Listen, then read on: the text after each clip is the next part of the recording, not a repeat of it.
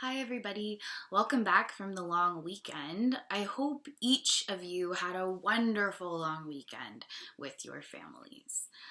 I wanted to say, since we're welcoming back from last week, that everybody did such a fantastic job on Friday during our Google Meet. I was so proud of each one of you for writing your very own clues to introduce a mystery object.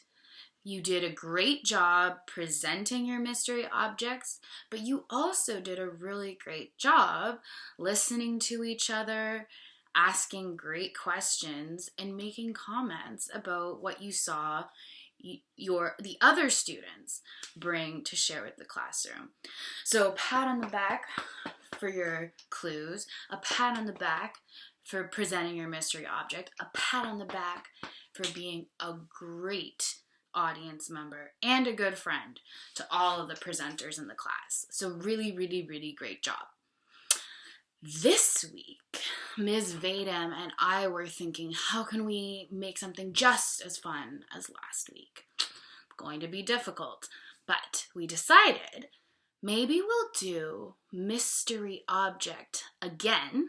So again, this week, you're going to have a mystery object that you write 3 clues for. But this week, our theme is that everybody is going to pick a 3D shape. And they are going to share 3 clues about a 3D shape that the other students in the class will guess, and it will not only help us practice our questions and comments, but it will also help us practice our knowledge of 3D shapes. So I know, my friends, that earlier in the year you talked about 3D shapes with Ms. Vadam, but it might have been a while since we did that. So I've attached below a video from YouTube of a song, I believe, called Shauna's 3D Shapes. And that's a song that's going to help you to remember some of the names of the different 3D shapes. I will also help you with that right now. So my friends, as your first activity, before we start writing clues about the 3D shapes, I would like to challenge you to go on a scavenger hunt in your house and see if you can find as many 3D shapes as you can. I made you a chart. I know we've been practicing tallying a lot lately, so I thought this might be a good way to start. So up at the top, I have a sphere. A sphere, that's a tough word. But my friends, I have a couple of examples of a sphere for you. So most commonly, when we think of a sphere, we might think of a ball. This is a squishy ball, a basketball. I also have the example of a bath bomb. It's round. It has no edges. It just has one curved face. So these are examples of spheres. So if I was doing my scavenger hunt, I would do 1, 2 ticks per sphere. The next shape I have listed is a cylinder, or the other picture I have is a can. So for examples of cylinders, I have a toilet paper roll. I've talked about these many times. And I have this makeup remover. Cylinders have 3 faces. They have 2 flat faces that are circular, and then there's 1 curved face that adjoins the 2 circular faces. This is also a 3D shape that can roll. So then I would put 2 ticks beside cylinder. Next I have listed cube. Cube is one that we probably are quite familiar with. I can think of a few different toys that are shaped like cubes. A Rubik's Cube, it even has the word cube in its name. A die, or one of the pair of dice, is a cube. Cubes, every single side of a cube is the exact same size. Every face of a cube is a square. I have two more examples of cubes. One of them is this face cream box that has bananas on it. Every side of this box is a square, or very, very close to it. And then finally, my final example of a cube is this really neat ring that I have, which I think is a really great example because you can truly see the width, the height. So the width is going across horizontally this way. The height is vertical, so going up and down.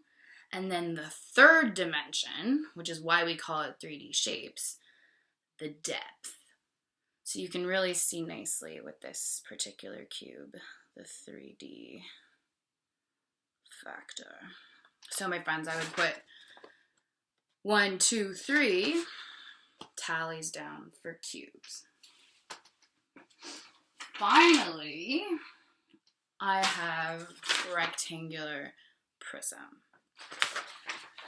I have 4 examples for rectangular prism. Most of them are boxes. One of them is a face wash box, a soap box. This is a nail file. And then this is not a perfect rectangular prism because it has these 2 little bits here, but quite generally, it looks almost perfectly like a rectangular prism. So I would do, if I have 4 objects, 2 boxes, 1 nail file, and 1 battery, I would do 4 ticks. 1, 2, 3, 4. The final shape that I had to search for was pyramid, which I found to be the most difficult shape to find in my house. I did find one thing that looked like a pyramid. This is my grandma's old perfume bottle. There's no perfume left in it, but it's a very cool bottle, so I kept it. Anyway, not so much the bottom of the bottle, but the top, the lid, I think, looks quite a bit like a pyramid. If we look at each side, it is shaped like a triangle, and they all join at one vertex at the top, one point where they all come together. If we look at the bottom, you can see that it's a 6-sided figure, so it's a hexagon. So this is a hexagon-based pyramid, sort of. So because this wasn't a perfect example of a pyramid, I decided to make one. I found a potato at my house, a small potato, because I didn't want to waste much, and I carved a pyramid out of a potato. It's easier to see on this that each side is a triangle and that each side comes to one point in the middle. And the bottom is the best I could do at a square. So this is a square-based pyramid.